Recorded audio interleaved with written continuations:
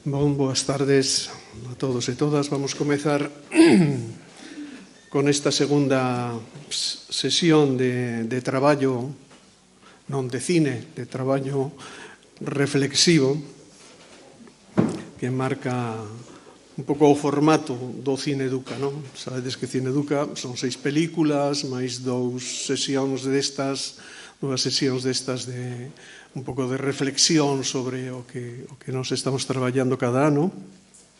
E despois a mostra e o festival, diríamos, de producións dos colexios en temas de cine.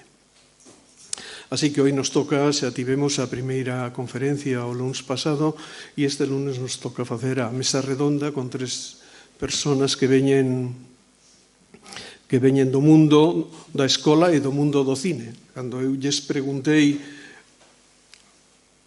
a Sofía é profesora no IES de Rianxo, e ela é profesora, xa lle basta dabondo con ser profesora e boa profesora. Pero eles dous, que non son profesores en sentido estricto, lles preguntei, e que queredes que diga de vos? E dixeronme que somos cineastas. E efectivamente están aquí como cineastas, pero cineastas que traballan nas escolas. É dicir, que están desenvolvendo, son productores, son persoas que pertencen ao mundo do cine, pero que un mundo do cine encarnado nas escolas, encarnado no traballo que nos queremos un pouco salientar a través do Cineduca. Por tanto, o día de hoxe vai ser un pouco sobre esa reflexión sobre o cine e sobre como o cine, de algún xeito, sirve para esta cousa da cidadanía. As escolas suscribiron unha especie de contrato social no século XIX no sentido de que é como dicir, ben, nos facémonos cargo de todos os nenos e nenas dende os 6 hasta os 14, 15 anos e os metemos a todos nas escolas e asumimos o compromiso de formar a estas novas xeracións para ter unha vida de adultos digna. Ese foi o gran contrato social da escola e esa foi a función que a escola recibiu das sociedades en desenvolvimento industrial.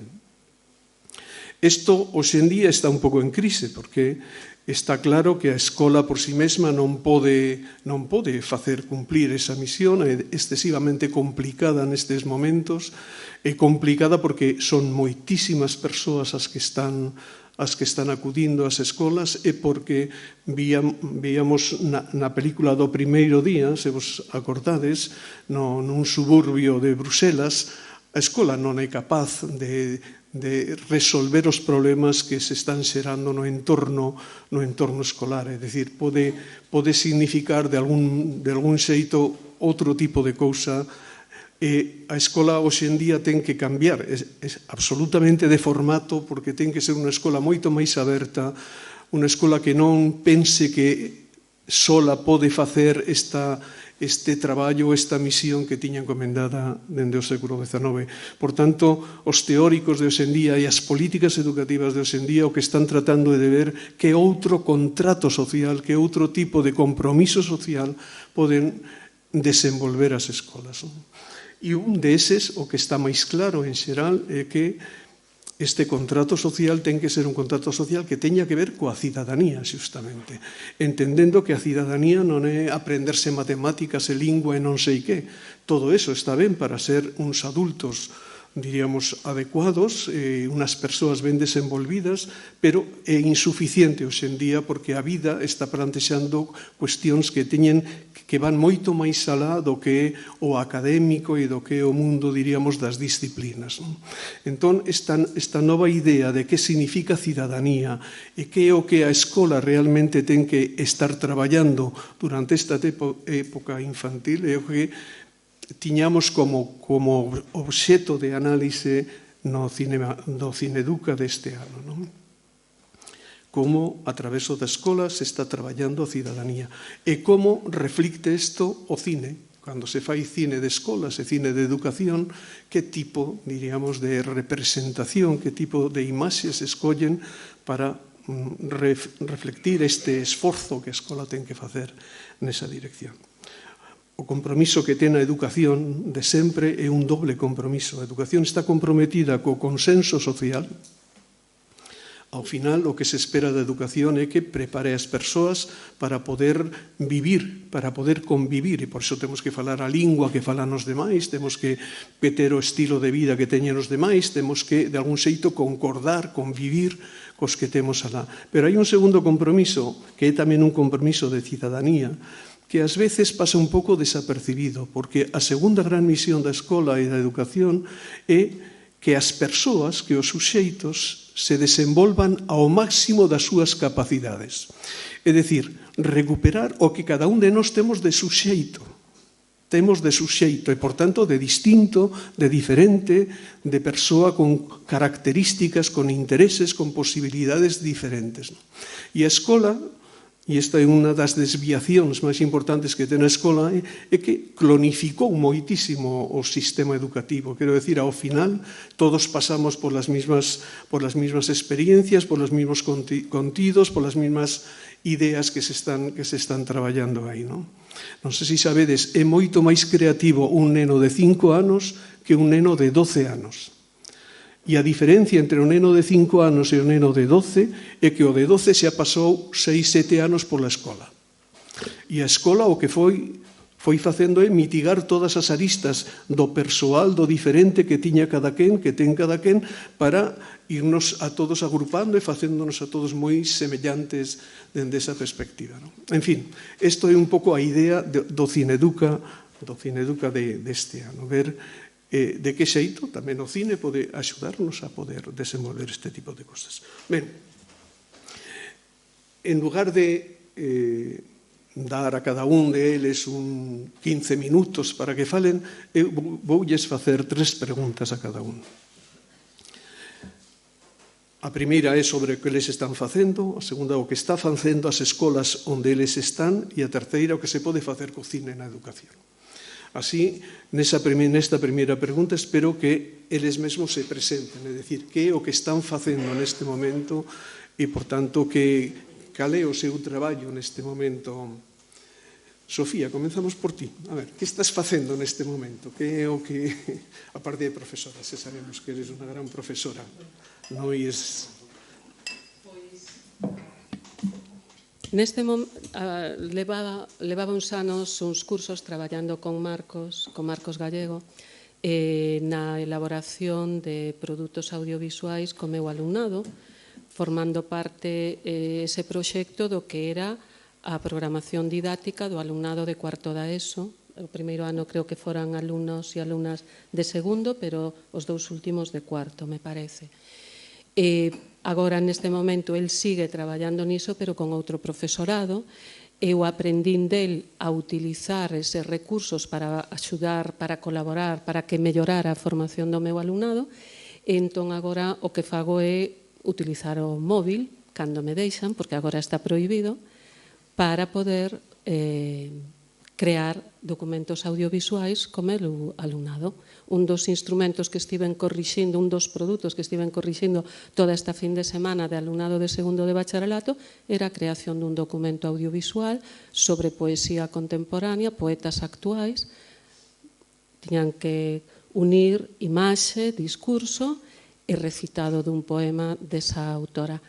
Os resultados son tremendamente satisfactorios. Do mesmo xeito que cando lles dis, en vez de recitar en clase ou de rapear ou de cantar un poema, que o fagan gravándose cun móvil, agora que xa aprenderon as técnicas, pois lúcense moitísimo máis na intimidade da súa habitación, que só despois lles garantizo que só vexo eu, se non queren que saia máis que da relación entre alumna e profesor, entre profesora e alumno, lúcense moito máis que facendo evidentemente diante dun auditorio na clase, que sempre hai alumnado que lle gusta lucirse, pero hai outro que non, que é moi tímido e que sufre con iso, non? E iso é o que estou facendo neste momento. o sea, pequeniños traballos que utilizo como instrumentos de avaliación en clase, non proxectos tan importantes como os que fixen até hai 2 cursos con Marcos. Non foi algo, o sea, o profesorado, cada curso cambiamos, temos que adaptarnos ás necesidades do noso alumnado. O alumnado que eu tiña naquel momento era un alumnado que casi necesitaba iso. Agora tamén teño ese alumnado, pero necesita moitas cousas antes que iso. Ainda non está en condicións de chegar aí. Ademais, ao curso seguinte, eu pasaba a ter moitísimo alumnado, 31 en clase, entón é inviable facer o proxecto que sacábamos adiante el e eu con 31 persoas, porque nos queríamos que todos traballasen en todo, que visen todo o proceso, formábamos un grupo de redactoras, de o sea, todos os pasos para a creación do produto audiovisual, produción, entrevista, imaxe, son todo o facían todo o facían eles. Entón, para iso, non podes ter 31 alumnas ou alumnos, máis de 20, 21 é inviable. Entón, agora volvo a estar nun momento que tamén volvería a poder retomar eso, pero xa hai outro profesorado no centro interesado en aproveitarse de Marcos.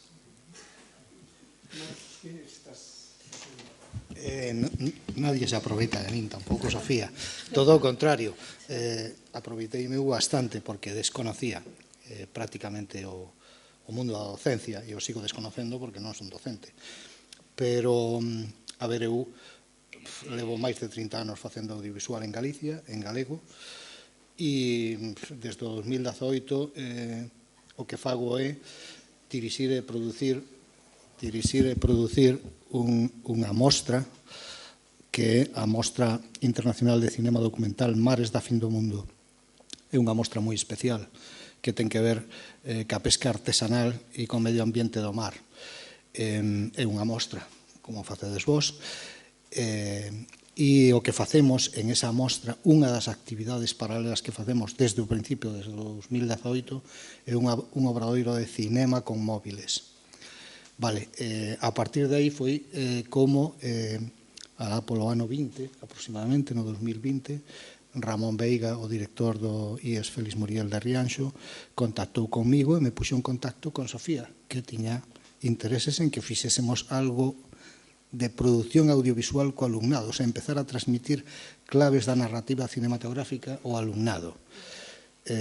Digo que Sofía é moi modesta porque realmente só leva moito traballo. E dentro da docencia, pois tamén hai xente máis comprometida e xente menos comprometida, como en todos os lados.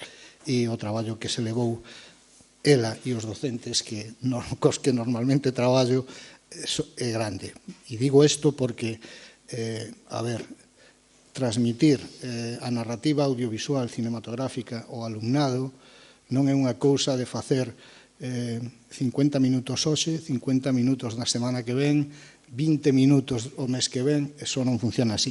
É difícil facelo dese modo. Quero dicir, realmente, eso, si mo propoñen, casi sempre o rechazo.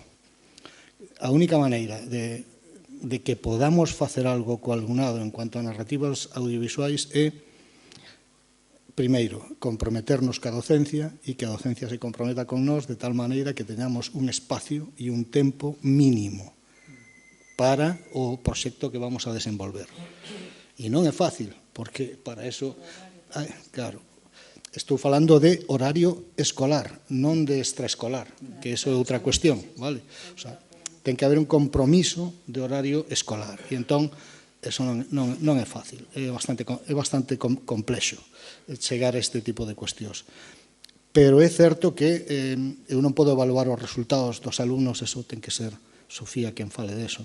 Pero eu o que vexo é que cando os metemos en esas dinámicas de xogo, porque son dinámicas de xogo, de alguna maneira, eles traballan en común e empezan a ver que nos empezamos a ver que empeza a haber como certo pensamento crítico e certo pensamento creativo. E si ao principio empezamos con todos en común para argallar unha narrativa, un tema, un guión, por decirlo de alguna maneira, despois xa os podemos ir especializando en quen vai facer imaxe, en quen vai facer sonido, quen vai a montar, quen vai a postproducir, en fin, toda esta serie de labores que son necesarias para facer unha produción audiovisual, unha película, non? Non se trata en sí mesmo de que fagan unha película, despois, se queredes, falamos desto, pero eu creo que a intención, va a ver, o paradigma de hoxendía é isto é o paradigma de hoxendía. Isto colle na palma da man e isto é unha ferramenta explosiva, completamente explosiva. E entón, si non teñen a capacidade na docencia, que poden non tela, ningún docente tuvo por que estudiar audiovisual nin cinematografía, non é o traballo deles. Pero o certo é que, se levamos uns cuantos anos dicindo que é necesario meter o cinema nas aulas, agora é que é imprescindible. Quero decir, cualquier rapaz, o sea, a cuestión de prohibir os aparellos non leva a ningún sitio, como ninguna prohibición levou nunca a nada, desde o meu punto de vista. Entón, digamos que a mí o que me interesa é poder traballar nos centros, poder traballar con eles, que non é sinxelo, porque tamén a eles desquebramos o seu sistema, non é fácil. Pero eu creo que o futuro está en que as novas xeracións desenvolvan pensamento creativo e pensamento crítico. E creo que o cinema é unha ferramenta, unha das ferramentas imprescindibles para iso. A ver, Felipe é un compañeiro do grupo de Ao Norte de Viana do Castelo, co que estamos en colaboración para o desenvolvimento do tema do Cineduca. Olá, boa noite. Vou misturar português com espanhol, bem devagarzinho. Qualquer coisa, levante a mão. Bom, meu nome é Felipe Guerra, eu sou brasileiro e fui diretor de filmes no Brasil durante muitos anos, mas filmes independentes, nada muito famoso.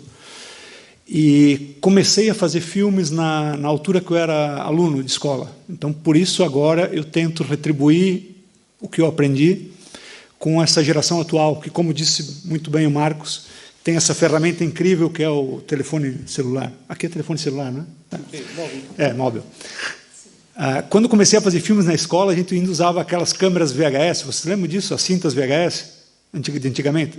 Hoje, com o telefone, o móvel, você pode fazer praticamente tudo e ainda tem a internet para você distribuir os seus próprios filmes, que era o maior problema na nossa altura, sempre foi mostrar os filmes depois.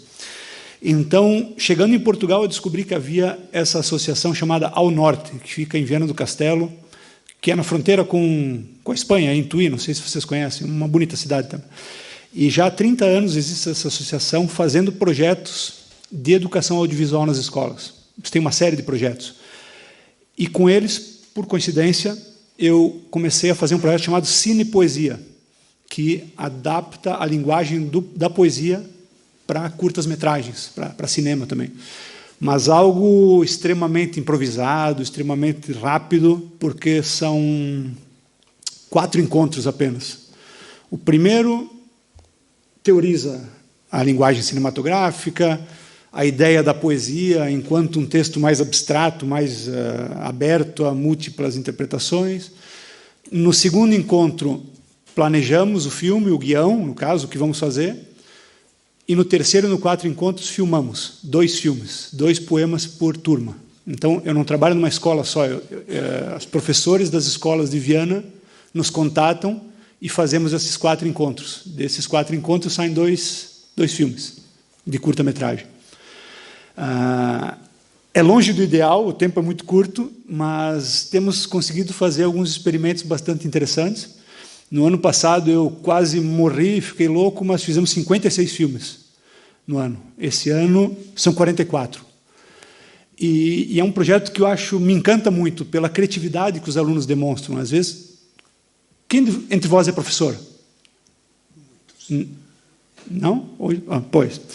Às vezes, nós não damos, talvez, a devida atenção para os alunos. Eu sempre achei que essa geração atual não gostava de poesia, por exemplo, mas tem muitos jovens que leem poesia e até escrevem já poesia.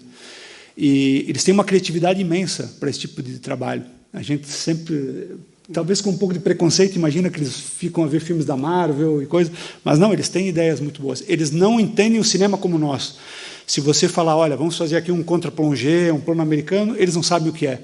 Mas se falares na linguagem da internet, do TikTok, percebe? Olha, vamos fazer um plano que nem o do vídeo da Lady Gaga. Eles, na hora, entendem o que você está falando, percebe? Então, a dificuldade maior para mim é falar a linguagem deles, mas eles estão muito conscientes do audiovisual e do cinema, e eles estão a fazer muito vídeo. Por causa disso, eles estão a se filmar e filmar os amigos o tempo inteiro, e postar isso na internet, e fazer vídeos. Então, é uma geração que está produzindo muito, a gente só precisa dar um encaminhamento para isso, mas eu vejo possibilidades incríveis.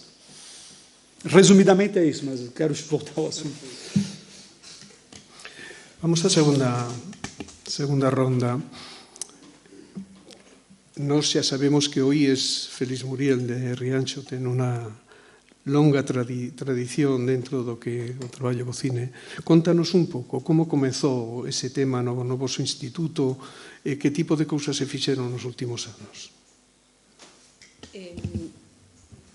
A ver, no 2015, me parece, bueno, ali, cando eu cheguei a Rianxo, eu cheguei no 2013, 14, había un equipo de normalización lingüística moi potente, coordinado por unha compañeira, Valentina Formoso, que desenvolvían metodoloxías activas, o sea, traballaban por proxectos co alumnado. Entón, no 2015 decidimos implantar unha metodoloxía que se coñece como tratamento integrado de linguas. Entón, víamos que o audiovisual era a ferramenta ideal para a oralidade, para traballar e integrar as linguas, para normalizar, para promocionar a lingua galega e integrar as demais linguas que se ofertaban no centro. Entón, empezamos con unha primeira elaboración audiovisual bastante... Bueno, daquela maneira, descubrimos que nos tiñamos moitísimo todo por aprender, sobre todo porque nos puxemos a estudar e entón démonos conta que non podíamos nos soas. Entón, convidamos a unha persoa, unha especialista, que colaborou con nos o primeiro ano, non coñecíamos a Marcos, e naquel momento había unhas mulleres facendo unha protesta en Rianxo, encerradas no Concello, que reclamaban un centro de día. Entón, pareceunos ideal gravar, facer unha crónica diso. Bueno, en realidade quedou ao final unha especie de reportaxe, xa non sei moi ben. Bueno, entón, foi por aí como botamos a andar para poder traballar nas aulas cunha metodoloxía distinta, para poder desenvolver un traballo competencial non memorístico, utilizando certas...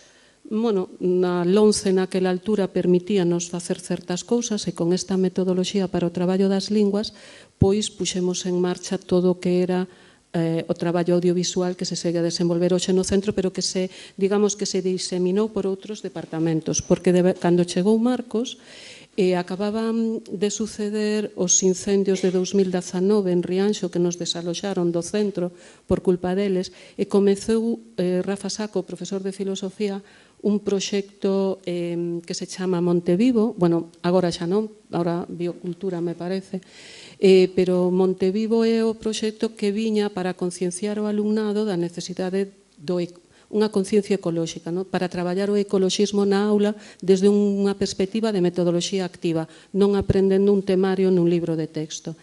E, por outra parte, para convertelos a eles en futuros cidadáns activos nesa sociedade como responsables das comunidades de montes. Ademais, naquel momento, as comunidades de montes estaban todas, non sei hoxe, levadas por mulleres, porque prácticamente desapareceran todas, e as que se sostiñan ou as que se recuperaban estaban mulleres á fronte desas comunidades. E, por outra parte, queríamos, nos, as das áreas lingüísticas, queríamos seguir traballando coas linguas. Entón, digamos que reunimos todo con Marcos, decidimos facer o proxecto audiovisual arredor do proxecto do profe, do compañeiro de filosofía de Montevivo. Entón, traballábamos, Marcos e eu, eu ocupábame de todo o que é a parte da linguaxe, entrevistas, guión, bueno, a parte fea, porque chegaba o momento da avaliación final e a Marcos e a do campo sempre sacaban moi boa valoración e a parte que tiñan comigo era moi aburrida e pesada, claro. eran meses previos de traballo antes de que chegara o momento en que eles se poñían cos aparellos. Chegaban eles cos aparellos e entón era a maravilla. E despois a semana de grabación era a felicidade. Toda a semana ali enfrente no Pazo de Rianxiño, todas as clases eran ali de primeira a última, é dicir, eu pedía esas clases ao resto de compañeiros e compañeiras, entón eles chegaban ás 8:30 e marchaban para o Pazo de Rianxiño e os demais para clase. Entón era diferente. Entón, digamos que foi así esa traxectoria ata que con el fixemos ese proxecto audiovisual que para mí foi o máis redondo, non? O que mellor saiu desde todas as perspectivas, que non para o alumnado. Para o alumnado eu creo que foi mellor o seguinte, pero bueno, ese foi tremendamente premiado, de feito nesta mostra foi premiado naquel momento, e noutras mostras tamén. E a partir de aí, claro, creouse no centro xa unha conciencia, digamos que xa todo o profesorado quería tamén participar diso, e porque basta que algo funcione para que se queira participar diso. Sempre hai medo a que non... Cando estás diante dunha clase tes moito medo a cambiar os marcos, porque de repente é difícil, cando non funciona estás traballando con persoas e os resultados son importantes, non? É moito que xogas aí. A sorte é que o alumnado sempre agradece moitísimo este tipo de metodoloxías, é moi satisfactorio, sobre todo porque aparece a motivación, o que é imprescindible para de verdade mover a curiosidade e mover ao alumnado a querer aprender. Entón, cando aparece a motivación, a ilusión por ir a ese día a clase e estar todo o día, iso é fundamental. Aí tes aprendizaxe garantida. Marcos, tú tes traballado con moitas escolas, non? Por lo que contabas, con bastantes. Que é o que fai que en unas escolas funcione este tema, en outras non funcione ou teña moitas máis dificultades? Que características ten que ter un centro para que o tema do cinema, o audiovisual, poida ter posibilidades? A ver, eu creo que o dixen antes, porque Sofía é moi modesta tamén. É dicir, a ver, a cuestión aquí é que para que nós, cineastas, xente que traballamos todos os días detrás dunha cámara ou escribindo ou visionando ou creando algo que interesa comunicar, podamos traballar en un centro educativo, sexa de primaria, sexa de secundaria, son necesarias dúas cousas básicas. Unha, compromiso da docencia. O sea, se non hai un compromiso por parte da docencia en horas, en tempo, en ganas, en empuxe, é prácticamente imposible. E, por outro lado, tamén ten que haber un compromiso dos responsables da institución de tipo administrativo financiero. É que non hai outra maneira. Quero dicir, o sea, si se enchen a boca na consellería e nas tal de falar del cinema das aulas e estas cosas e tal igual, pero non hai un orzamento que permita desenvolver ese tipo de traballos con moitos centros, porque non se están... O sea, isto non se está desenvolvendo en moitos centros, non é certo, está se desenvolvendo en algúns centros. Outra cousa é que utilicemos o cinema como ferramenta didáctica. Quero dicir, un día me traigo un director, poño unha película e falamos deso. Vale, eso é unha cousa. Outra cousa é utilizar a narración cinematográfica e audiovisual para fomentar, que foi o que dixen antes, o pensamento creativo e o pensamento crítico. Eso é outra cuestión. Entón, o que se fixo con Rianxo, eu foi a primeira vez que o facía fora das mostras. Nas mostras sí que dispoño dese espacio, nas nosas mostras, porque nós o que facemos é, vale, a mostra dura 5 días, pero realmente unha semana, desde que arrancas hasta que terminas, e o que facemos é voluntariamente, o sea, abrimos unha convocatoria no territorio en donde estamos, en este caso en Ribeira, antes foi en Outes e antes foi en Carnota, e aí abrimos unha convocatoria para que os rapaces, os adolescentes que quixeran, puderan vir a facer o taller. Viñan polas tardes, ou nós sempre facemos 4 horas diarias, porque senón é imposible facer nada. desde que comenzas hasta que rematas. O sea, 4 horas o primeiro día parindo un teórico guión, en fin, todas as fases, hasta que o último día pois proxectas e enseñas a película. Son 7 días. Isto, como cando facemos durante a mostra, é menos problemático no sentido de que os que van xa están comprometidos e queren facer eso. Aí non hai docencia, estamos nós, vale? Eles veñen comprometidos a facer eso, polo tanto, non hai ese problema. Pero sí é certo que o compromiso por parte dos, por exemplo, en Ribeira hai 2 grandes institutos, pois non foi fácil encontrar a vontade dos institutos para enviar xente, vale? Non foi fácil. As AMPAs tampouco vían claro, en fin, non sei. Eu sigo dicindo que en estos momentos tan críticos, e recomendo, se alguén non o viu todavía por aquí, non quero facer spoiler, pero hai unha serie en Netflix supoño que a ten casi todo o mundo, que se chama Adolescencia, é unha serie inglesa de 4 capítulos, tremenda, no que o segundo capítulo sucede todo dentro dun instituto, e para min é o paradigma do que está pasando. O sea, quero decir, que é o que está pasando? Que sí que os rapaces teñen acceso aos móviles fora dos institutos, e van á súa casa, e na súa casa teñen internet, teñen o seu ordenador, etc. O problema está aí. O problema non está... O sea, claro, o problema é que teñen que saber como interpretar o que ven. O formato vertical. Por que Instagram desde o 2010 que saiu nos impuxo o formato vertical? Por que non somos capaces de levar aos rapaces a un museo, repasar o museo e dicir, bueno, quantas obras hai aquí en formato rectangular, en formato panorámico, e quantas hai en formato vertical? De que fala o formato horizontal e de que fala o formato vertical? Donde está el yo e donde está el nosotros? En fin, hai moito que falar aí, non?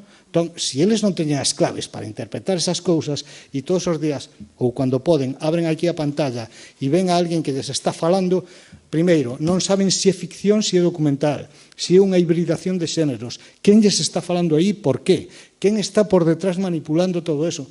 Non saben nada deso. Nós sí, porque facemos eso, pero eles non saben como se fabrican as ficcións, nin os documentais, nin nada.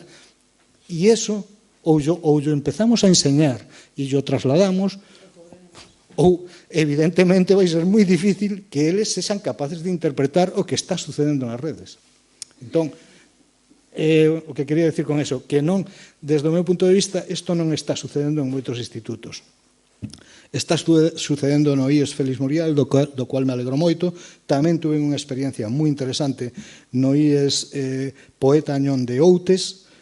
E agora o que está sucedendo é que a nosa mostra, este ano pasado, esta última mostra en novembro, viñeron os alumnos que tuve de anteriores cursos no IES Félix Muriel con outra mestra, con Pilar, e pasaron un día con nos ali, e eles cos seus propios móviles fixeron unha crónica do que estábamos facendo na mostra, que era unha mostra, por que facíamos eso.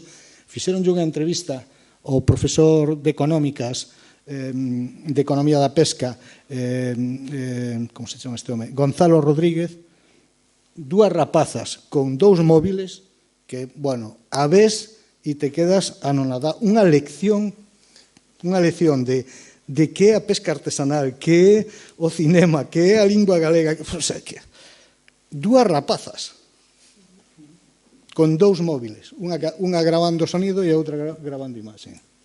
O sea, que eu creo que a cuestión está aí, é que é urxentísimo que isto se poña sobre a mesa e nós non queremos quitarlle postos de traballo a docencia, o que queremos simplemente que nos integren e que lle faciliten a eles tempos tamén para que podamos facer isto. Gracias, Marcos. Felipe, a ver, como tedes vos nas escolas portuguesas? É máis doado que aquí, máis difícil? Como está a coisa?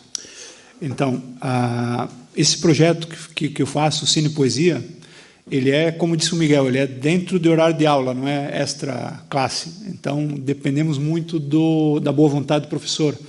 O que eu tenho visto é que muitos professores ainda usam esse tipo de projeto para, digamos, não precisar da aula, percebe?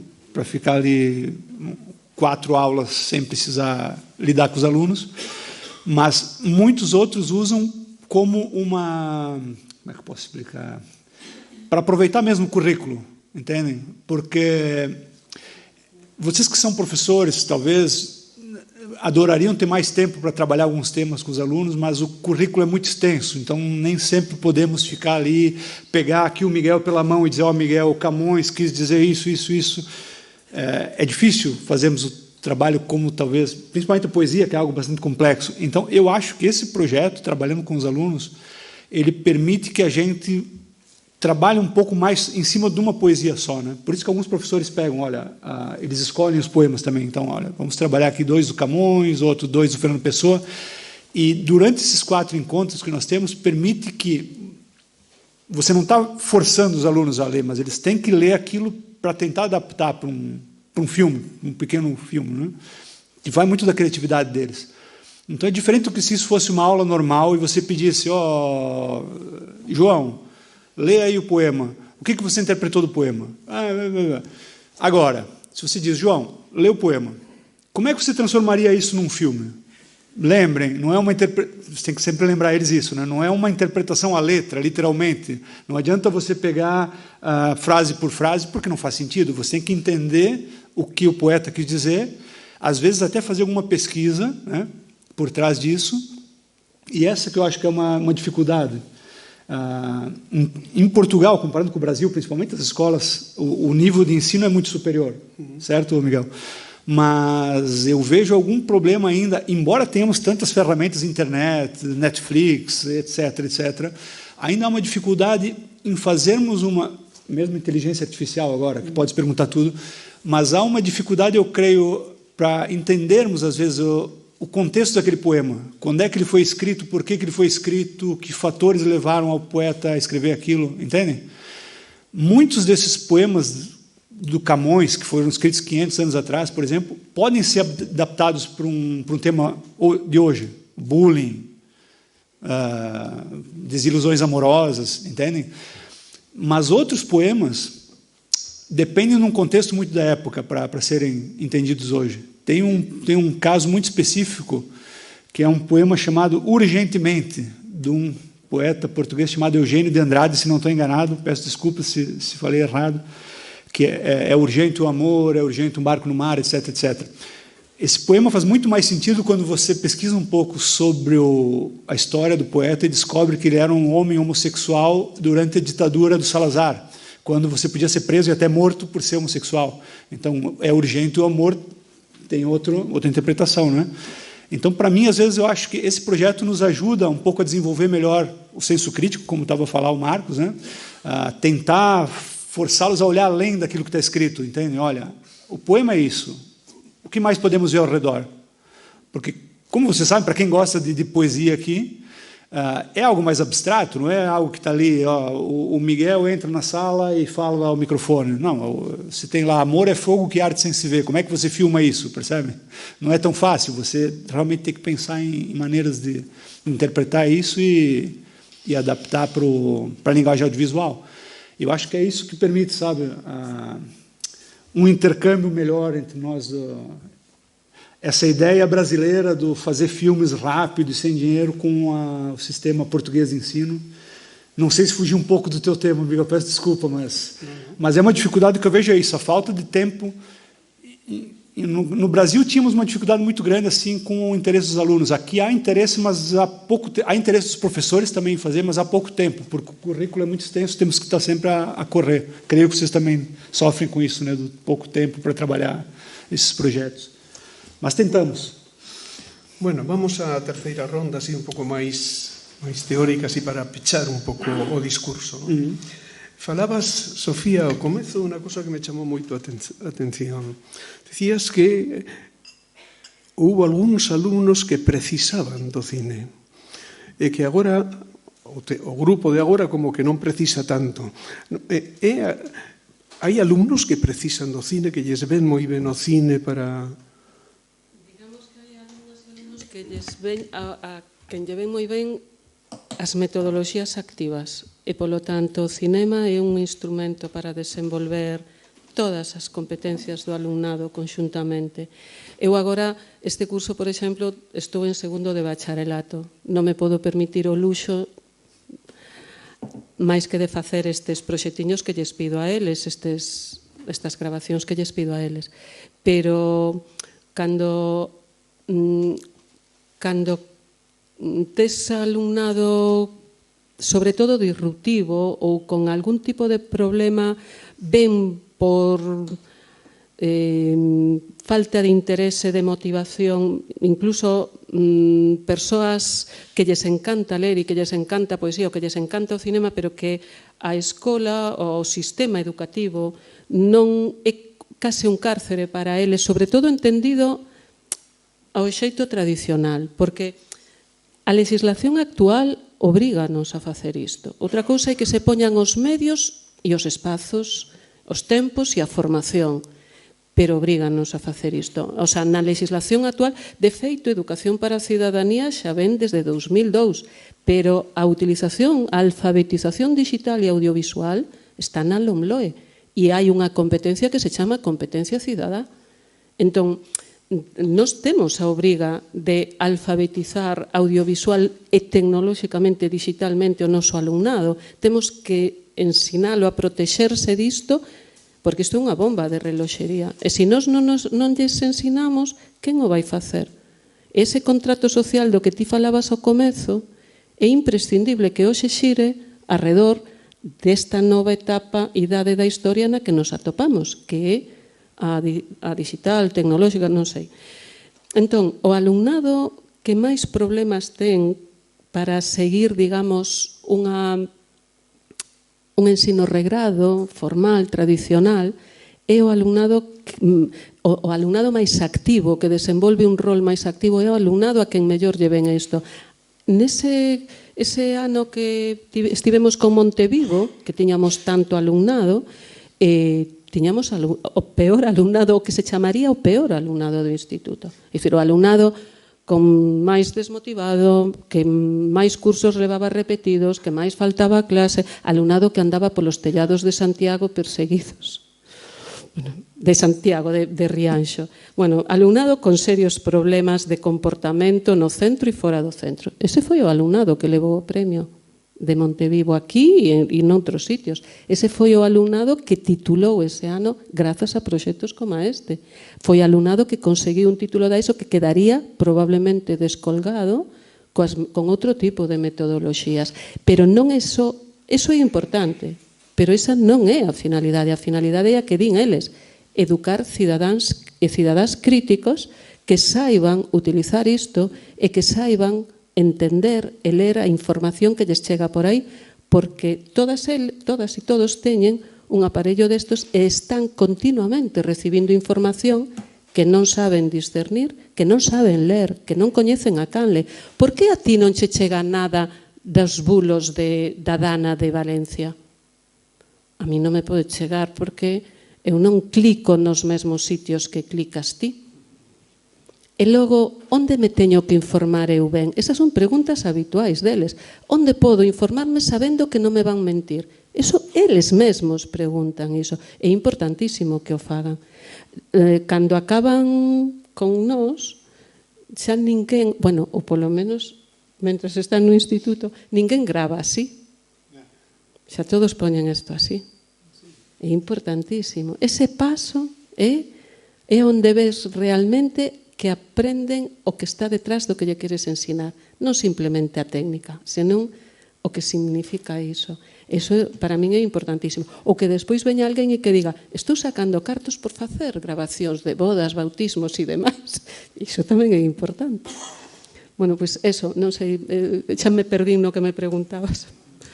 Que había alumnado que... Sí, pois este é o alumnado que máis necesita destas novas metodoloxías ou destas novas ferramentas e é o alumnado, ademais, que é máis facilmente manipulable e que é xusto se queremos unha sociedade democrática xa é a este alumnado a que nos temos que dirixir con estas novas ferramentas. Porque normalmente o alumnado que académicamente vai ben ou que ten un apoio familiar ou recursos de todo tipo, bueno, pois nos podemos axudar, pero pouco. Ese alumnado xa ten quen o forme, pero cando falamos de educación e non de ensino, e educación é todo, pois si este alumnado necesita máis que nada que o ensino como parte da educación sexa ese ascensor intelectual, emocional e social. O ensino público, polo menos. Marcos, como ves ti para o futuro? Ten futuro o cine escolar, o cine feito en escolas? Sí, claro. O sea, eu estou convencido de que cada vez máis as escolas, os centros de formación profesional, os institutos van a ter que utilizar o cinema e van a ter que utilizar o audiovisual. Por qué? Porque a imaxe, que hoxe en día é a clave, o sea, a maneira de interpretar o pasado, o presente e o futuro, basicamente vai a través de narración audiovisual. O sea, é difícil a veces é difícil comprender como pode ser, por eso digo que recomendo vivamente que vexades o segundo capítulo de Adolescencia, porque é completamente paradigmático no que conta e como o conta.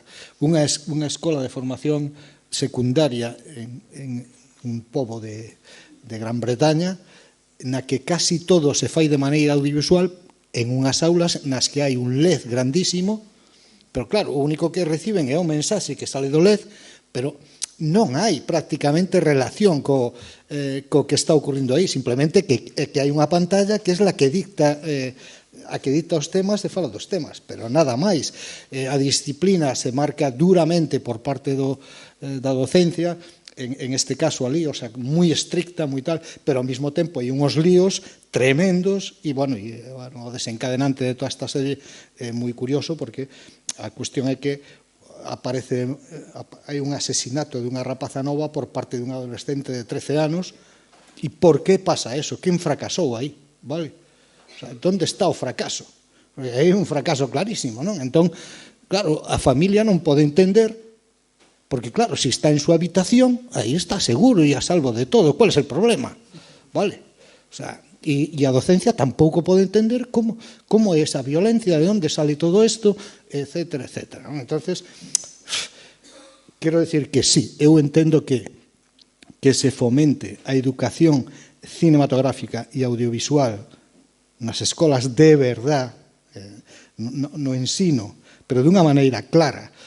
Hai no tecido audiovisual e cinematográfico en Galicia hai suficientes profesionais, operadores, etcétera, etcétera, etcétera, que estarían dispostos a traballar coa docencia e intentar transmitir esas claves. Estou seguro de que eso non falta. E estou seguro de que tamén dentro da docencia, porque o sei, hai docentes suficientemente comprometidos para facer eso. Donde está o problema? Precisamente, supoño que en como funciona o sistema, en que se faciliten esas cuestións, etcétera, etcétera. E iso depende tamén da ciudadanía, depende de nós e do que nós ya cheguemos a estos centros de docencia dende as AMPAs, solicitando, pedindo, porque o problema, outra parte da educación moi grande son as familias, evidentemente, faltaría máis. Entón, hai dous pilares, familia, centros, e aí habrá que poñerse de acordo en como educamos e que lle enseñamos a esos rapaces respecto das imaxes que lle chegan por estos aparellos que son la leche. O sea, e eso non vale con non utilices o móvil. Vale, é que non o utilizarei agora, pero me vai sobrar o tempo para estar pegado ao móvil. Quero decir, a prohibición non vai a ningún sitio, é absurdo. O sea, me parece ben que o teñan que facer agora porque non son capaces de parar o tema, pero ese non vai a ser a solución da cuestión. E sí, espero que haya máis producións audiovisuais en centros. A mí me gustaría seguir traballando, de feito o sigo intentando, pero tamén sei que o esforzo que se fai en algún centro pola súa conta non o pode facer sempre, porque é un esforzo económico que toma un responsable en un determinado momento que o pode facer e o fai, pero non o ten sempre, e non é algo que lle veña posto. Entón, sí, me gustaría que houvese cada vez máis este tipo de dinámica, por decirlo de algún xeito. Felipe, como ves ti as cousas en Portugal e tamén no Brasil? Está cada vez máis incluído nos currículos escolares e todo este tipo de cousas? O cinema? O traballo sobre o cinema, sobre as imaxes, toda esta competencia audiovisual? No Brasil menos, mas aqui sim acho que já há. E acho que há uma dificuldade, que é o seguinte, Miguel, hoje, há muitos projetos como o vosso, como o nosso. Eu fui num encontro parecido com esse em Portugal, em Lisboa, no começo do ano, e lá havia 10 projetos educativos parecidos com esses de cinema na escola, só em Portugal, em diferentes regiões. E me parece que uma dificuldade hoje é como fazemos esses trabalhos serem vistos fora da região, fora da escola. Entendem? Todos esses filmes que fazemos na Unorte, ali em Viana do Castelo, estão num site que chama lugardoreal.com. Mas não tem uma vida mais muito longa além da internet, entende? Não temos um festival, sei lá, um evento que passe esses filmes, que poderia pegar filmes nossos, vossos, de outros projetos, né? Então, eu acho que, ao mesmo tempo que já está o cinema, o audiovisual em geral, mais incluído na escola, ele falha, talvez, em sair das barreiras da escola. Não sei se me fiz entender. Sim, sim. Porque acaba ficando algo muito restrito, né? A turma, os professores. Ali em Viana do Castelo, a gente costuma passar os filmes que faz num festival nosso também, lá para a cidade toda, mas não sai muito dessa... É difícil fugir das quatro paredes. E se tu me permite só pegar uma pergunta que tu fizesse, Sofia, se alguns alunos precisam do cinema, tem uma escola que eu gosto muito de trabalhar em Viana, que é a escola marginalizada e pobre da cidade, sabe? Ela fica numa região onde tem muitas pessoas de etnia cigana e muitos imigrantes, e é mal visto, digamos, pelo resto da cidade, e são alunos que já são marginalizados, então eles já aceitaram que as pessoas não gostam deles, percebem que não tem grandes expectativas deles, e eu gosto de trabalhar com eles para mostrar justamente, olha, vocês têm duas opções. Ou vocês aceitam o que as pessoas pensam de vocês e realmente viram os marginalizados, ou vocês mostram que eles estão errados e tentam ir além disso, né? E eu tenho feito mesmo trabalhos muito, muito divertidos, aí, muito interessantes. Quase todos os filmes que fazemos aí tem que ter um piquenique em algum momento do filme, porque a recompensa para eles, sabe, que eles têm que comer algo. Então, para fazerem o filme, para mesmo assim, ficarem incentivados a fazer aquilo. Mas eu percebo que essas são as turmas que precisam do cinema mais, não aquelas que já têm tudo à mão, que já fazem, que já filmam, mas principalmente aquelas que têm dificuldade, que alguém aponta para eles e diz, vocês não podem fazer isso. Então, entrando também no tema da cidadania, né, que é um tema desse encontro, eu acho que o cinema nos permite um pouco isso também. Trabalhar, descobrir na turma, sabe, quem é a pessoa que está a sofrer bullying, quem é a pessoa que está mais... que o resto da turma não gosta muito. Olha, esse vai ser o protagonista do filme, esse vai ser o papel principal do filme.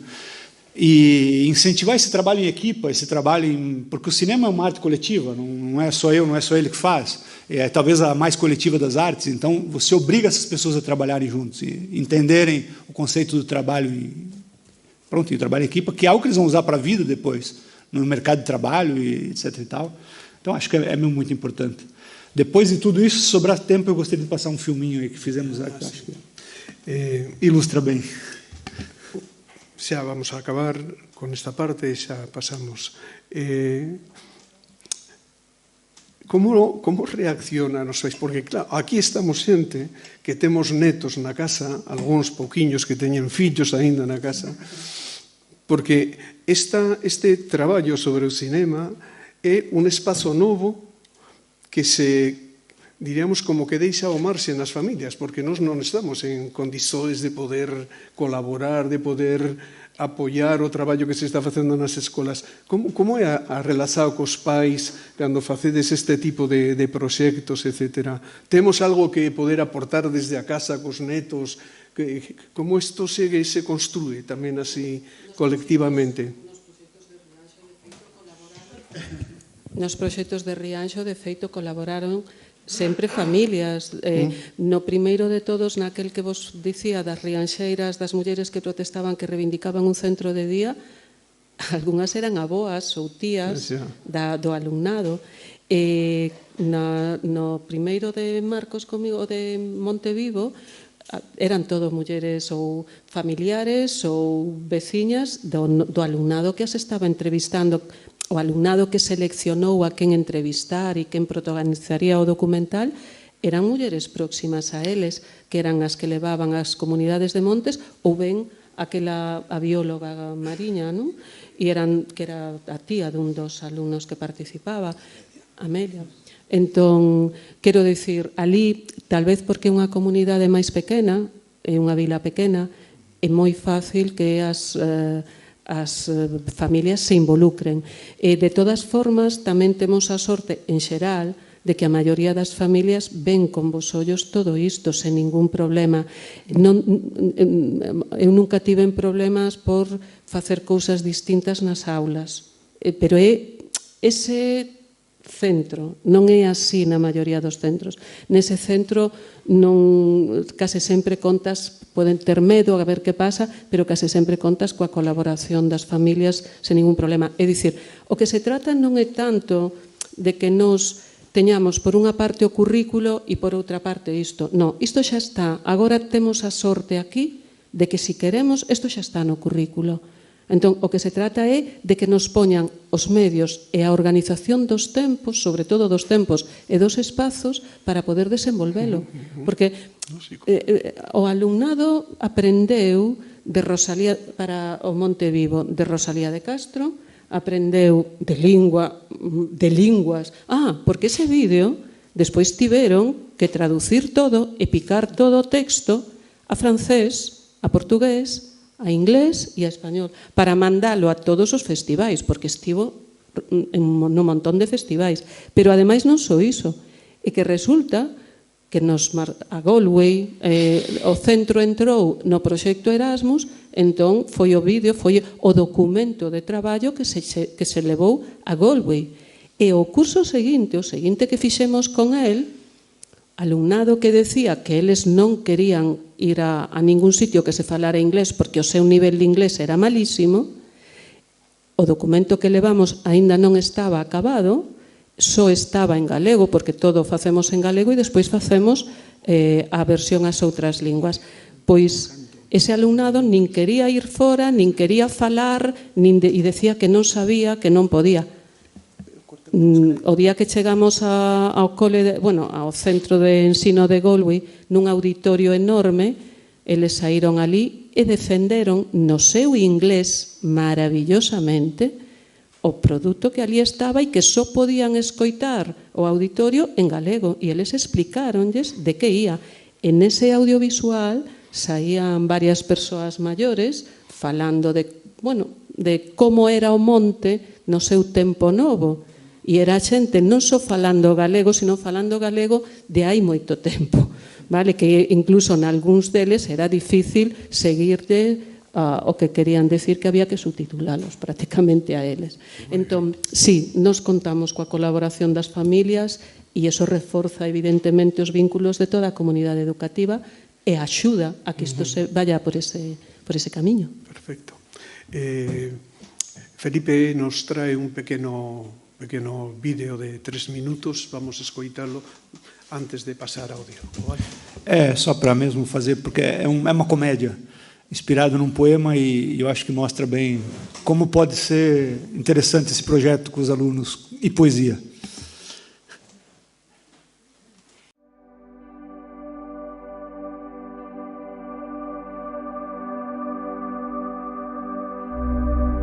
Cinepoesia.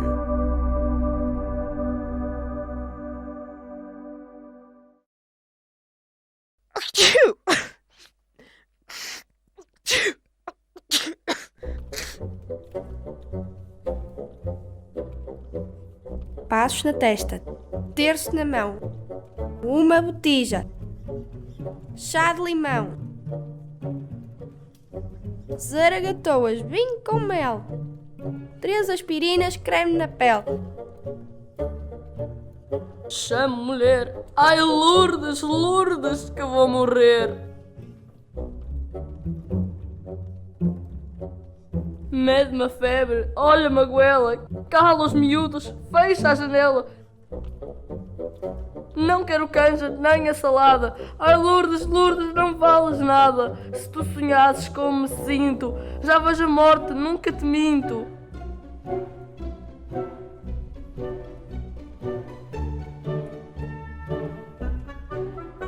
Já vejo o inferno, chamas, diabos, anjos estranhos, cornos e rabos. Põe-me a santinha cabeceira, compõe-me a colcha, fala ao prior, pousa o Jesus no cobertor, chama o doutor. Passa a chamada, ai Lourdes, Lourdes, nem dás por nada. Faz-me tisanas e pão de ló, não te levantes que fico só, aqui sozinha a apodrecer.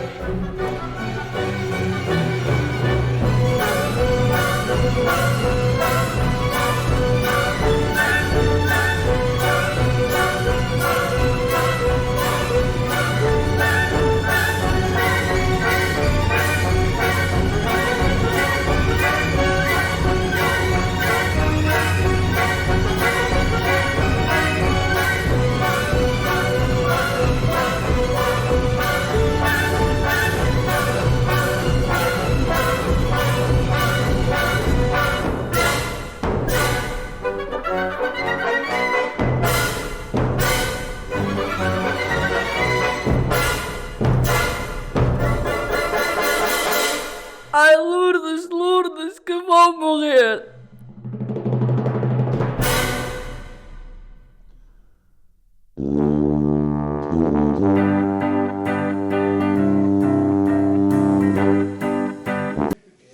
Acabo de pedir 15 segundos porque me decatei de que non fixen o que tiña que facer ao principio.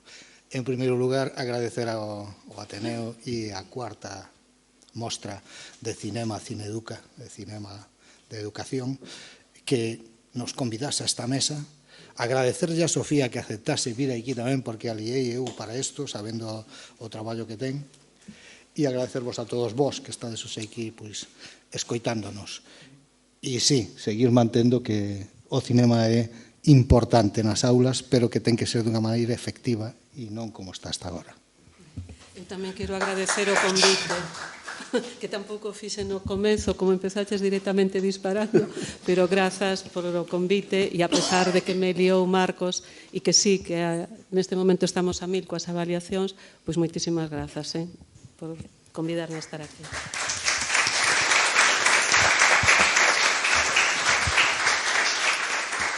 No, gracias a vos, que sodes os que estades aquí, que viñeche desde ali, moi ben. A contarnos o que estades facendo, a compartillar aquí un pouco con todos. Bueno, o tempo das preguntas e dos intercambios, a ver as vosas preocupacións, os vosos netos e fillos, e co uso do móvil, e o TikTok, e todas estas historias.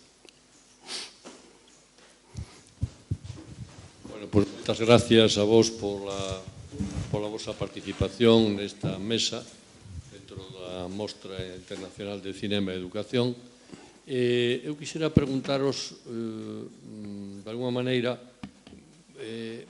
si o cine, o audiovisual, é un instrumento educativo, efectivamente, sin dúbida nenhuma, importante. Como se valora dende a Administración, en concreto dende a Administración que tenga a responsabilidade educativa aquí no noso país?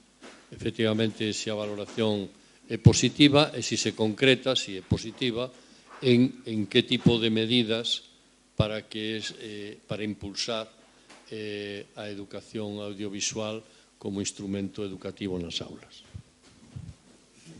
Sempre que non haxa problemas nin gasto de cartos, podes facer o que queiras. Que non dea problemas, nin haxa un gasto económico que non poida cada centro. Para facer isto que facemos nós, os cartos saen do centro. De outras partidas, ou porque gañas un premio, ou porque consigues cartos por outro lado, pois vas para apartalos para pagar o que ti queres, pero non hai uns cartos destinados a isto. Entón, pode haber unha axuda ao mellor institucional a algunhas mostras, sí, claro, Pero na administración educativa non hai nada específico para o mundo audiovisual, a pesar de que na legislación está a alfabetización, o sea, está a educación audiovisual e a alfabetización digital. Non hai nada específico para iso máis alá do que nos poidamos facer. Entón, sí, é necesario un cambio de perspectiva e, sobre todo, insisto, non só axudas económicas específicas aos proxectos, non todos os centros desenvolvemos os mesmos proxectos. Entón, cando un centro está desenvolvendo un proxecto determinado e funciona e a súa comunidade educativa está contenta e hai resultados, pois haberá que apoiar económicamente ese proxecto. Eso por un lado. E por outro lado, o profesorado ou ese centro terá necesidade de que a súa organización non sexa 50 minutos, timbre, 50 minutos. Terá que haber algunha coordinación entre o profesor, para que o profesorado que este implicado niso, pois saque adiante o proxecto cos técnicos, cos especialistas, que iso é o que, sobre todo, necesitamos. Non sei se respondi. A cousa é un pouco máis complexa que todo eso.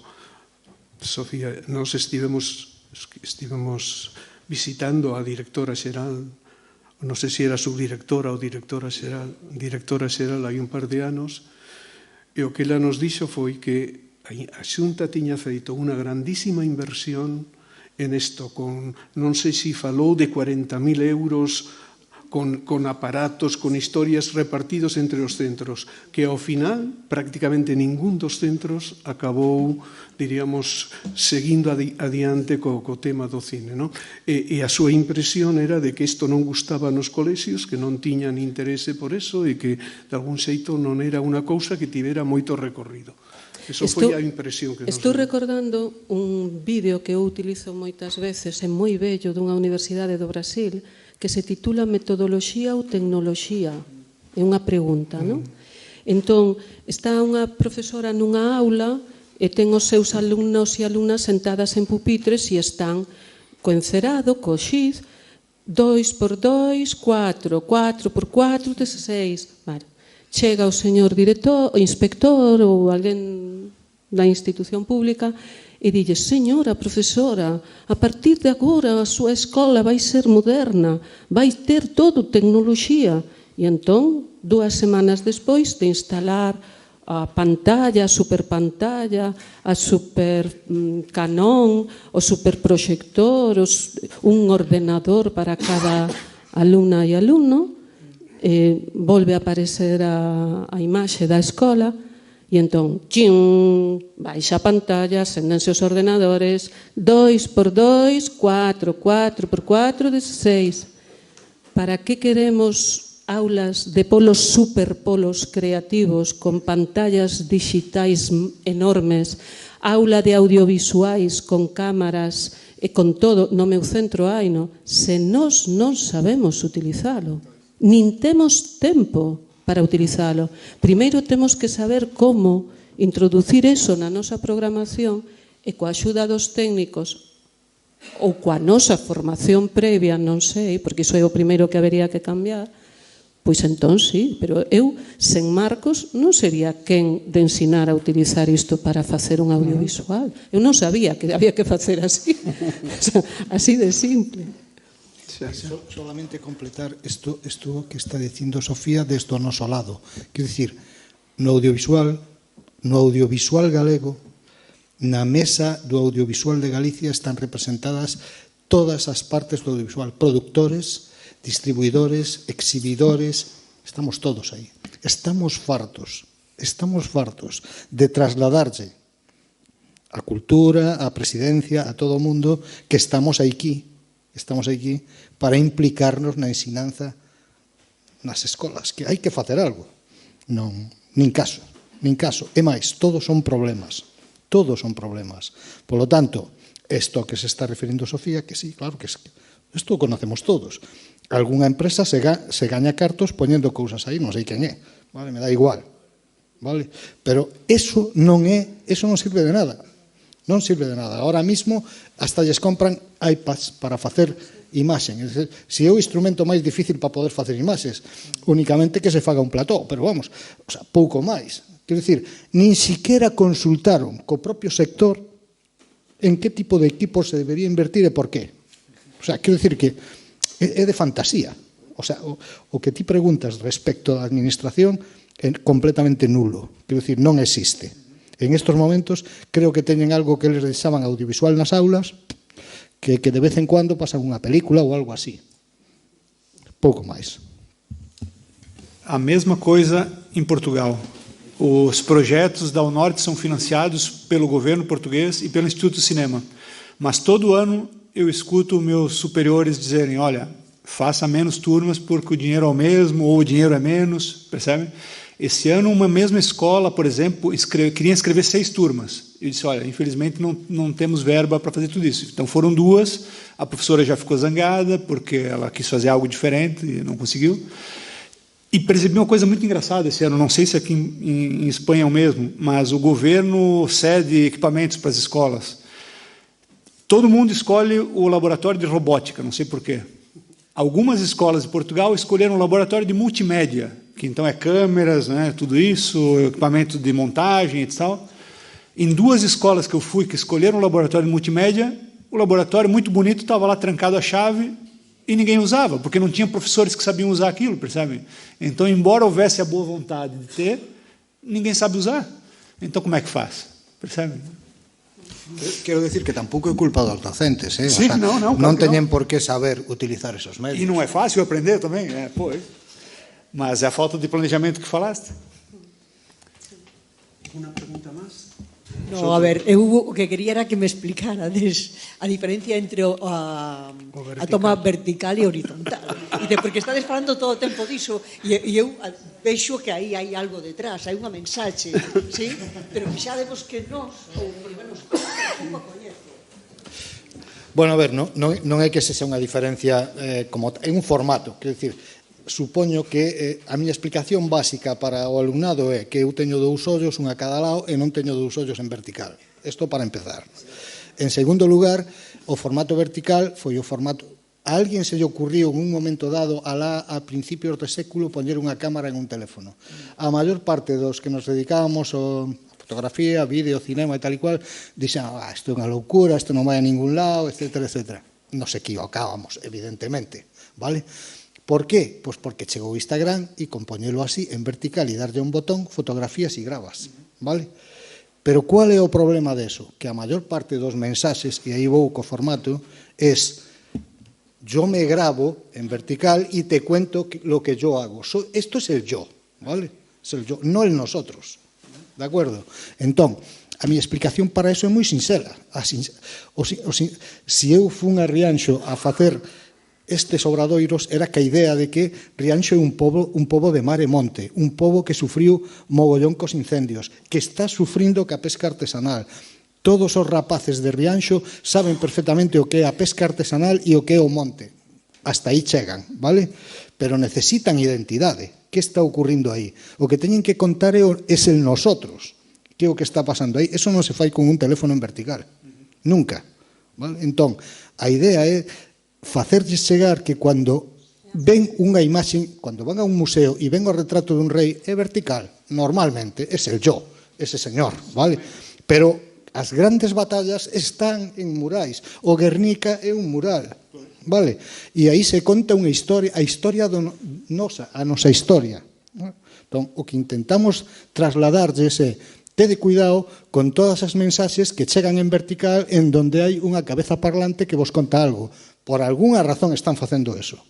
Quen é o que fai eso? Non cho podo decir, pero hai un algoritmo que chega a ti para que che faga eso. Igual a ti non che interesa nada eso. Non che interesa para nada. E por outro lado, ti si podes contar quen somos nós. Quen eres ti dentro de nós. Vale? Entón, a miña loita é co formato, evidentemente, hai compañeros que me dicen non te metas en eso, que non vas a ganar. O sea, é que eu o que non permito é que un algoritmo e uns fabricantes de aparatos decidan que temos que ver en vertical. Por qué? Eu até, pegando o gancho, e resumindo muito, a diferença é que se quiserem pegar nós todos aqui agora, vão ter que filmar em widescreen. Se quiserem pegar só eu, vão filmar de pé. Mas aí vai parecer que só tem eu aqui participando disso, percebe? Não vai aparecer aqui meus colegas. Eu já tentei, todos os alunos filmam de pé. Eu já pensei em fazer um experimento que fosse fazer um filme em widescreen com várias imagens de pé, para ver como isso ficaria. Até seria, sabe? Mas eu não entendo também por que eles fazem. Se é porque é mais fácil segurar assim, ou se é porque tem essas TikTok, Instagram, que exigem que o formato seja assim. Mas eu acho curioso que os filmes de Hollywood já estão cortando trailers na vertical para serem exibidos nessas mídias. Eu acho que ainda teremos, espero que não, mas ainda teremos filmes feitos totalmente em vertical. Espero que isso não aconteça. Bater na madeira. Eu creo que non. Hubo algúns intentos de facer cinema en vertical e aí quedaron, basicamente. E por outro lado, sigo pensando o que dicen antes, quero dicir, o que están fomentando é o ego. Pois. E nada máis. Individualismo. Entón, eso non é o cine. O cine é colectividade. É moi difícil. Hai algún exemplo de unha película feita por unha sola persona, todo, pero o máis probable é que haya unha conxunción de persoas facendo unha obra. Eso non se reflicte no vertical. Pues, unha explicación preciosa, Cando falábamos antes da necesidade de ensinar ao alumnado a ler as imaxes, a entender, a interpretar as imaxes, a interpretar a linguaxe audiovisual. Iso é o que temos que ensinar nas escolas. Iso é o que é imprescindible para que eles saiban como ler iso e despois decidan como interpretar e formar o seu pensamento crítico. Porque senón, evidentemente, pasa iso, que están asimilando unha mensaxe, pero que non de xeito crítico. Non teñen as ferramentas para interpretar iso. Iso é como a ninguén de nós se nos ocurriría poñerle, pois eso, unha antoloxía literaria e non axudarlles a entender iso. Vale, pois iso é o mesmo que nos fai falta hoxe, exactamente iso. Non, simplemente quería decir que dou fe de que o Félix Muriel é un instituto que é un exemplo a seguir en compromiso. Respecto ao que decías antes da enseñanza das tecnoloxías, a Conselleira ten no programa está, pero claro, está dentro metido, difuminado desa asignatura que é un caixón desastre que é a tecnoloxía, e aí os demais profesores que nos fan. E outro aspecto tamén que se falaba, a Conselleira manda materiais abondos aos institutos, manda proyectores, manda ordenadores, pantallas digital, pero se utiliza uno non se preocupa. A veces sobredota os institutos de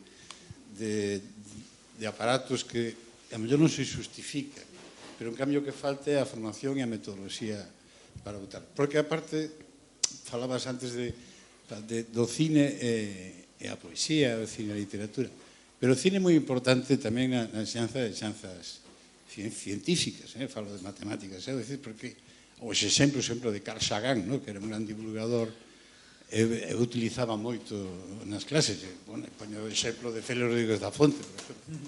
Quería dicir que non só é aplicable, que é unha ferramenta didáctica moi potente, moi potente. Aparte de dar las gracias por vuestras intervenciones, a mí me parece que sobre todo esto ha sobrevolado una cuestión que me parece a mí la fundamental y no resuelta y difícil de resolver, que es la capacitación del profesorado para la tarea que estamos diciendo. El profesorado de los centros, básicamente, son titulados universitarios que en sus respectivas facultades han aprendido biología, historia, geografía, filología, matemáticas, física, que es lo que luego en una oposición o concurso similar han demostrado su competencia y a enseñar física, a enseñar historia, a enseñar literatura, a enseñar matemáticas. Decimos que hay que hacer lo que vosotros hacéis. ¿Y quién enseñó a los profesores a hacer todo eso?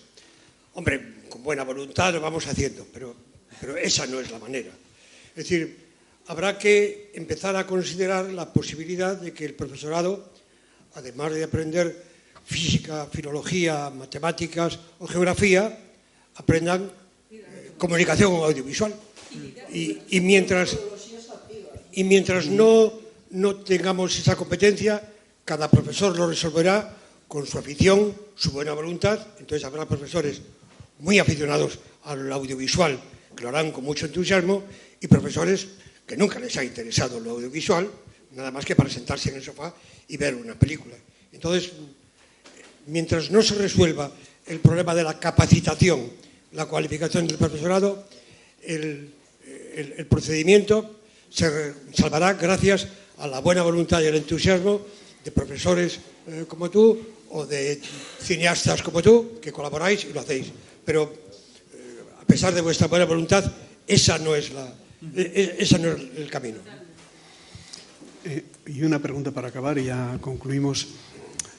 ¿Qué os gusta trabajar más, con niños pequeños o con quién se trabaja mejor el cine? ¿Con niños pequeños o con adolescentes? Este año tenemos un premio que es precioso, un primer premio de todo un grupo de niños de un colegio, pero empezando de los pequeñitos, que han hecho un recorrido por la historia y cada grupo hacía una etapa histórica y disfrazados y haciendo de no sé qué. Ha quedado precioso. ¿Con quién trabajáis mejor? ¿Con niños pequeños o con adolescentes? ¿Cómo se trabaja? Eu gosto muito de trabalhar com adolescentes pelo que eu falei bem no começo. Eles já estão acostumados com a linguagem audiovisual, já consomem muito filme, muito vídeo, muita bobagem, muita porcaria também, mas eles já sabem como fazer um básico assim. Por exemplo, um filme que eu fiz, eu disse, olha, passas na frente da lenta câmera, que depois a gente vai filmar uma outra cena, com outra pessoa passar na frente e vou fazer uma fusão. E aí a menina falou, vai fazer que nem no TikTok, ou a transição. Então, ela sabia o que eu estava tentando fazer, não com os termos, né, de cinema. Mas, trabalhar com crianças pequenas, ninhos, eu acho mais desafiador e eu fico, às vezes, abismado com a criatividade deles. Tanto que eu sempre falo aos pais, quando eu tenho oportunidade de falar com os pais, eu olha, prestem mais atenção aos vossos filhos, porque eles têm umas ideias que, às vezes, para nós são doidas ou malucas, mas são de uma criatividade imensa. Um filme que eu fiz numa escola com crianças de 7 ou 8 anos, eles inventaram um filme de vampiro, por exemplo, e me convidaram para ser o vampiro. E disseram, olha, o professor tem cara de vampiro. Eu tomei como um elogio, né? Afinal, Christopher Lee e tal. Mas a história basicamente era, eu era o vampiro, eu perseguia as criancinhas, e lá pelas tantas, uma das crianças parava e começava a fazer um desenho, enquanto eu perseguia as outras. Então o vampiro chegava, a menina mostrava o desenho e o vampiro morria. A menina desenhava o sol, percebem? Então o sol desenhado destruiu o vampiro. É incrível, como é que pensou nisso, meu Deus? E, sabe, às vezes precisamos da paciência, que nem sempre os professores que trabalham o dia inteiro com essas crianças têm. Eu que estou ali 4 aulas, para mim é mais fácil extrair essas ideias, mas o professor que está com eles o ano todo, a ouvir aquele barulho, aquela conversa, aquela... não é fácil. Então, mas eu recomendo que vocês, se puderem, ouçam mais essas crianças mais jovens, porque elas têm mesmo umas ideias incríveis que não sei de onde vêm, porque elas não veem tanto filme e não leem tanto livro quanto nós, mas surpreendem. Vosotros? Claro, tanto ela como eu decir, non teño experiencia para falar como Felipe, que si ten traballado con crianzas. Eu normalmente traballo con adolescentes, con rapaces de 12 para arriba, máis ou menos, rapaces e rapazas, alumnado de 12 para arriba. Nunca traballei con rapaces pequenos, pero non me importaría. Me parece que é un reto interesante, pero volvo a decir, retomando co teu final, que para min é imprescindible que haxa unha docencia que este en esa línea. E sí, efectivamente, terían que ter algunha formación máis, pero creo que hai o suficiente para combinar. Quero decir, é como se tamén hai moitos cineastas que teñen algunha actitud docente. Me explico? Pero nin eu teño por que prepararme para dar clases, nin eles se teñen que preparar para facer cine. Podemos combinalo. O sea, os resultados de facer un obradoiro como fixemos nós de unha semana, coller aos rapaces e metelos en un lugar distinto en outra aula, pero non na aula nin no colegio, en outro lugar, e poñelos a xugar, poñelos a contar cousas, é unha experiencia moi boa para eles e os resultados que se sacan de aí son moi potentes, e para eso non fai falta que a docencia este preparada audiovisualmente. O único que fai falta é que exista confianza e que haya unha didáctica, efectivamente. Pero o que se saca de aí é rapaces que saben escribir, rapaces e rapazas que saben que acaban facendo unha escaleta, que saben por que fan unha escaleta, que saben por que é un guión, que saben o que é un plano secuencia, que saben, en fin, empezan a saber, vale? E que empezan a discernir, porque en eso intentamos. Ahora hai unha hibridación tremenda de xéneros. Antes era, cuando nos éramos pequenos, había ficción, documental e experimental, si é que o había. Vale? Claro, ahora no, ahora hai unha tremenda hibridación de xéneros e non podes decir, é complicado para eles. Eu moitas veces fago o exemplo de poñerles varias películas e que me digan que é ficción e que é documental. Eso fixémolo con aquel cuarto. Correcto. Nuco estimado. E, bueno, eso a eles les sirve, claro, despois acaban caendo na cuestión, que cando explicas por qué, como se puxo en escena algo e hai alguén detrás, ou como non se puxo algo en escena e resultou así, entón empezan a entender que hai detrás dos mensaxes que lles chegan, sabes? Pero require eso, e o único que facía falta era que nos puxésemos de acordo nós, sobre todo ela, para pelexar e ter esos tempos, axudarme, sobre todo, porque os docentes coñecedes como funcionan as aulas, nós non, entón, axudarnos en ese sentido, pero unha vez que esa dinámica existe, non pasa nada. É unha semana durante un curso, unha semana. Pola nosa parte nada máis. Sofía, moitas grazas por vir.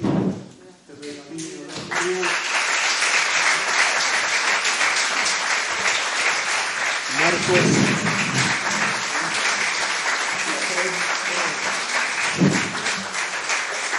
E amigo Filipe. Moitas grazas a todos. Hasta o próximo.